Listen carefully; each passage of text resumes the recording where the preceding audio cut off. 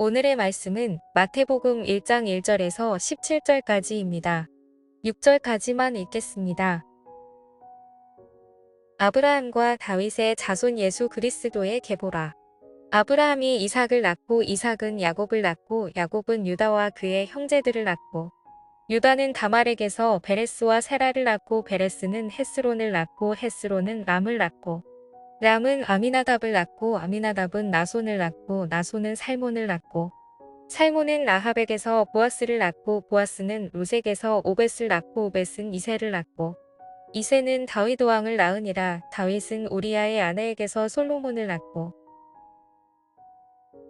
여러분, 우리는 청매라는 큐티 본문을 따라 말씀을 함께 나누고 있습니다. 그리고 오늘부터 민수기의 말씀을 잠시 멈추고 마태복음의 말씀이 이제 시작되는데요. 여러분, 오늘 본문은 족보입니다. 그런데 오늘 이 족보를 보면 특이점이 몇 가지가 있습니다. 그 특이점을 우리가 함께 살펴볼 건데요. 여러분, 첫 번째로 이 족보는 아브라함에서부터 시작이 되어서 누가 누구를 낳고 또 누가 누구를 낳았다, 이런 식으로 전개가 되고 있습니다. 그리고 일반적으로 족보라는 것은 누구의 자손들이다 라고 해서 아브라함의 족보, 이렇게 선조의 이름을 가져오는 것이 보통인 거예요. 그런데 오늘 본문 1절을 보니까 예수 그리스도의 계보라 라고 하고 있다는 거예요.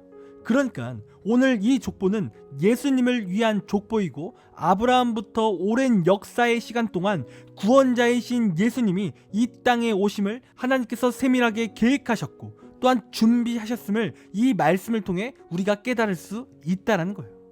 여러분, 그리고 우리가 족보를 통해 알 수 있는 것은 우리 예수님께서는 이 땅에 오실 때 인간의 육신으로 오셨음을 분명히 알 수 있습니다. 그리고 이 사실이 왜 중요하냐면, 여러분, 우리 예수님은 하나님이십니다. 신이신 거예요. 그런데 그러한 전지전능하신 하나님께서 인간의 육신으로 이 땅에 오신 거죠. 그리고 이 사건은 우리를 위해 낮아지시는 하나님의 놀라운 은혜의 사건이라는 거예요. 왜냐하면 여러분, 예수님께서 이 땅에 오실 때 그분은 죽으시기 위해 또한 고난당하시기 위해 이 땅에 오신 거예요. 여러분, 그런데 만약에 예수님께서 그냥 신으로 오셨다면 그분은 우리를 위해서 오신 분이 아닌 겁니다. 왜입니까? 그분은 죽으실 수도 없고 고난 당하실 수도 없기 때문에 그래요. 하나님께서 그냥 신으로 오셨다면. 여러분, 그러나 우리 예수님께서 어떻게 하셨습니까? 인간의 육신으로 이 땅에 오셨다는 거죠. 그리고 그 이유는 우리를 위해서 죽으시기 위해, 우리를 위해서 고난 당하시기 위해 그러한 인간의 육신을 입고 하나님께서 오셨다는 거죠. 여러분, 그리고 그분이 오실 때 그냥 그분은 인간의 육적 관계로 오신 것이 아니라 성령으로 잉태되셨다는 거예요. 그러니까 우리 예수님께서는 완벽한 인간으로도 오셨고 또한 죄가 없으신 완벽한 하나님으로 이 땅에 오셨다는 사실을 이야기하고 있는 거예요. 그리고 이러한 사실을 오늘 본문이 이야기를 해주는 거죠. 그리고 오늘 말씀에 예수님의 복음의 핵심이라고 할 수 있는 내용들이 오늘 이 족보에 담겨 있는데, 그 내용은 무엇이냐면 오늘 이 예수님의 족보에 4명의 여인의 이름이 들어가 있다는 거예요. 그리고 이 사실이 왜 놀라운 사실이고 또 복음의 왜 핵심입니까? 여러분, 그 이유는 첫 번째로 당대의 헬라와 유대 사회에서는 여성에게는 법적인 권리가 전혀 없었던 시대였기 때문에 그래요. 그리고 여성은 재산을 상속받을 수도 없고 또한 여성은 법정에서 증언할 수 없었던 시대입니다. 여러분, 그만큼 당시 사회에서는 여성의 지휘권이 굉장히 낮았어요. 그리고 일반적으로 족보에는 여성의 이름이 기록되지 않는 거예요. 그런데 오늘 본문에 이 4명의 여인이 예수님의 족보에 기록이 되어졌다라는 거예요. 그리고 오늘 이 4명의 여인들, 다말, 라합, 룻, 밧세바, 이 여인들은 사실 그냥 평범한 여인들이 아니었다는 겁니다. 여러분, 이 4명의 여인들은 이방인이었어요. 그러니까 순수 유대인들이 아니었다는 거예요. 그리고 다말을 보면 시아버지와 불륜을 저지른 여인이었습니다. 또한 라합은 기생이었어요. 또 밧세바는 남편이 있었지만 다윗과 불륜을 저지른 여인이었던 거죠.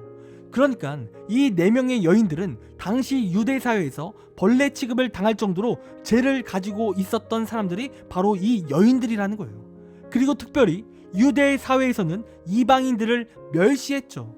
당시에는 이방인들과 어울리려 하지 않았어요. 여러분, 왜냐하면 당시 유대인들은 선민 사상이라고 해서 자신들만 하나님의 백성이라는 의식이 강했습니다. 그리고 자신들만 구원의 대상이라고 생각했죠. 그래서 이러한 이방인에 대한 정죄함이 굉장히 컸습니다. 여러분, 그렇다면 왜 예수님의 족보에 이러한 여인들이 왜 기록되어 있고 왜 이러한 죄인들의 기록이 왜 되어 있는 거냐는 거예요.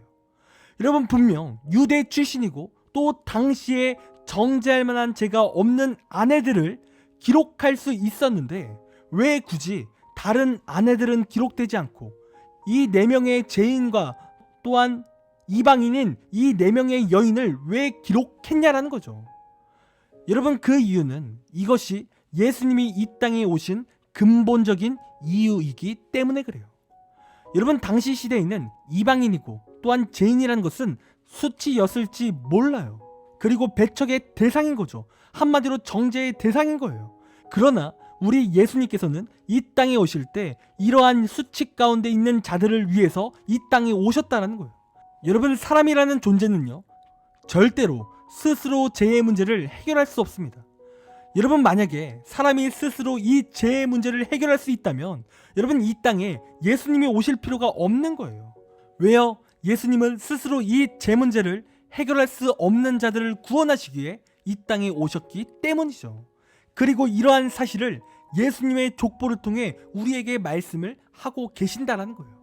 여러분, 예수님은 이러한 수치스럽고 배척당하는 자들을 위해 구원하시기로 이 땅에 오시기로 한 분입니다. 그리고 우리가 기억해야 될 사실은 무엇이냐면 모든 사람들이 다 죄인이라는 거예요.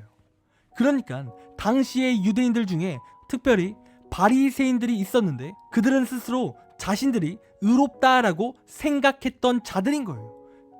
그런데 중요한 사실이 뭡니까? 우리 모두가 죄인이라는 거예요. 그러니까 우리는 태어나자마자 아담과 하와가 저지른 원죄를 가지고 우리가 태어납니다.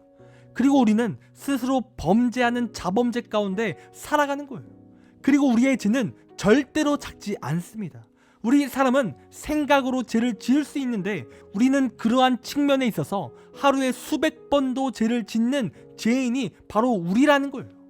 그러니까 우리가 하나님 앞에 나는 의롭다, 나는 죄를 짓지 않았다 이렇게 말할 수가 없다는 거예요. 그것 자체가 죄고 거짓말이라는 거죠. 여러분, 모든 인류가 다 죄인인 거예요.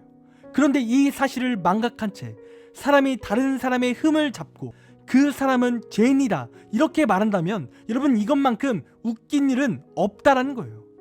그리고 예수님께서는 이러한 모든 죄인들을 위해서 이 땅에 오셨다는 거죠. 날마다 죄 가운데 있는 우리를 위해서 예수님이 이 땅에 오신 거예요. 그리고 이러한 예수님의 은혜와 사랑이 우리에게 임하기 위해서는 겸손히 내가 죄인이라는 사실을 인정하고 예수님을 의지하는 데 있다라는 거예요. 구체적으로 말해 예수님의 은혜 없이 살아갈 수 없음을 인정해야 된다라는 거예요. 나의 잘남을 자랑하는 것이 아니라 오직 예수 그리스도의 십자가를 자랑해야 된다라는 거죠. 여러분, 우리의 삶이 왜 말씀을 봐야 되고 왜 기도해야 되는지 아십니까? 여러분, 그 이유는 우리는 죄인이기 때문에 그래요. 여러분, 사람은 스스로 자신의 죄를 못 봐요. 죄인지 모르고 살아가는 경우가 많다는 거죠. 그러나 우리 하나님께서는 이러한 성경 말씀을 통해 내 죄를 보게 하세요. 그리고 그 기도를 통해 우리를 회개케 하신다는 거죠. 여러분, 그래서 은혜로 살아가고자 하는 자의 삶에는 반드시 하나님의 말씀과 기도가 있는 삶이라는 겁니다. 여러분, 우리는 겸손히 내 죄를 인정하며 겸손히 하나님의 은혜를 구하며 살아가야 한다는 거예요.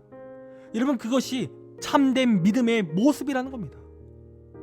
여러분, 이 시간 우리는 은혜를 날마다 구하고 계십니까?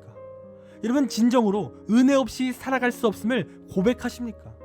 여러분, 이 시간 아직도 바리새인들처럼 내가 잘나고 내가 의롭다 이렇게 고백하며 사셨습니까? 여러분, 이 시간 우리의 삶이 겸손해야 될 줄 믿습니다. 내 힘으로가 아닌 오직 예수님의 보혈의 능력으로 오직 예수님의 은혜를 붙잡고 살아가는 우리의 삶이 되길 간절히 원합니다. 우리가 그렇게 살아갈 때 오늘 본문에서 죄인들을 위해 오신 예수님이라고 말씀을 선포하시는 것처럼 그러한 예수님이 우리를 위해서 오신 분임을 우리가 깨닫고 우리가 체험할 수 있습니다. 여러분, 그런 이 시간 오직 겸손하게 날마다 말씀과 기도를 통해 하나님의 은혜를 간구하며 살아가는 우리가 되기를 간절히 원합니다. 기도하겠습니다. 하나님, 우리의 삶이 오직 예수님의 은혜가 필요합니다. 하나님, 내 삶이 나의 잘남을 자랑했고 나의 힘을 과신했습니까? 하나님, 이 시간 우리는 날마다 하나님 앞에 죄인임을 기억하게 하시고 날마다 은혜로 살아갈 수 있도록 인도하여 주옵소서. 그리하여 내 삶이 놀라운 은혜가 넘치는 삶이 되게 하시고 구원받는 삶이 될 수 있도록 인도하여 주옵소서. 하나님, 감사합니다. 사랑이 많으신 예수님의 이름으로 기도드립니다. 아멘.